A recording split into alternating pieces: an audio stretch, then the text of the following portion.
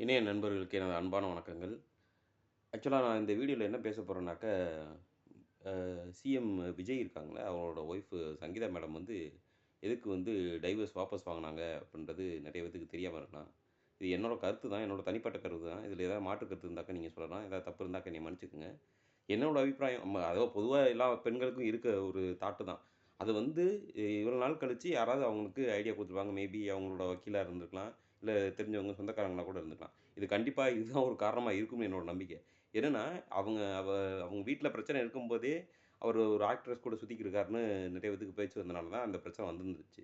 அதுக்கப்புறமும் அவங்க divorce apply பண்ணதுக்கப்புறம் எ விஜயும் அவங்களும் சேர்ந்து நெறைய காது குத்து, கல்யாணம், வெளியில செலிபிரிட்டி மாரி போயிட்டு வந்துட்டு இருந்தாங்க அப்புட்னது வந்ததுக்கப்புறம் அது பெரிய பிரச்சனை ஆயிருச்சு. இத விட்டோம்னா டைவர்ஸ் அப்ளை பண்ணது அப்ரூவ் ஆயிருச்சுனாக்க, உங்களுக்கு தெரியும் இந்திய சட்டத்தில வந்து பார்த்தீங்கன்னாக்க, இல்லீகல் அஃபேர் வச்சிருந்தாலே கல்யாணத்துக்கு அப்புறம் இல்லீகல் அஃபேர் வச்சிருந்தாலே தப்புன்னு முன்னாடி இருந்துச்சு. அந்த சட்டதிட்டங்கள்லாம் மாத்தி தமிழ்நாட்டிலருந்து, இந்தியாலருந்து கலாச்சார சீரழிவுகள் ஆரம்பிச்சுருச்சு. இத மாத்த முடியாது. அந்த இப்ப சட்டத்த மாத்திட்டாங்க. அதாவது நீங்க கல்யாணத்துக்கு அப்புறமும் இல்லீகல் அஃபேர் வச்சுக்கலான்றது வந்துருச்சு. ஆனா என்ன ஒரு சிக்கல்னாக்க, நீங்க அ சட்டப்பூர்வமா 2வது கல்யாணம் பண்ண முடியாது. அதாவது ஒரு கல்யாணம் பண்ணி அவங்க ஒய்ஃபோட இருக்கிற வரைக்கும், ஒண்ணு அவங்க மனப்பூர்வமா சம்மதத்தோட பண்ணணும். இல்லனாக்கா டைவர்ஸ் பண்ணிட்டு சட்டப்பூர்வமா டைவர்ஸ் பண்ணதுக்கு அப்புறம் தான் பண்ணணும். இப்படி சட்டப்பூர்வமா டைவர்ஸ் ஆயிருச்சுனாக்க, கண்டிப்பா இப்ப வந்து இவங்க வெளிய சுத்திக்கிட்டு இருக்கிறது வந்துட்டு அதிகாரப்பூர்வமா அவர் கல்யாணம் பண்றதுக்கு வாய்ப்பு அதிகம். அப்படித்தான் நடக்கும். அது நடக்கிறதுக்கு வாய்ப்பு அதிகம்னு தெரிஞ்சிருக்கும். அத அவங்ககிட்ட சொல்லியிருப்பாங்க. அதாவது சங்கீதா மேடம்ட்ட.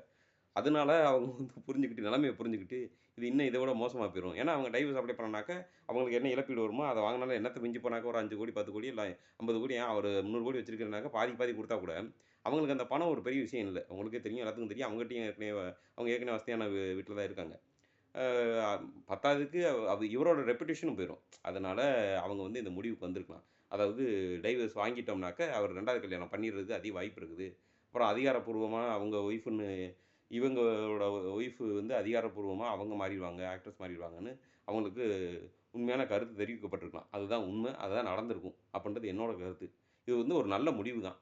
வந்து ஒரு குடும்பமா ஏற்கனவே அவர் இருந்தத அந்த அவரோட ரெப்புடேஷனும் போயிறாது. அவங்க குடும்பத்தோட அதிகாரப்பூர்வமான மனைவின்றது அவங்கள மட்டும் தான் இருக்கணும். அவங்க மட்டும் தான் இருந்தாக்க, அவங்க அதுதான் நல்லது.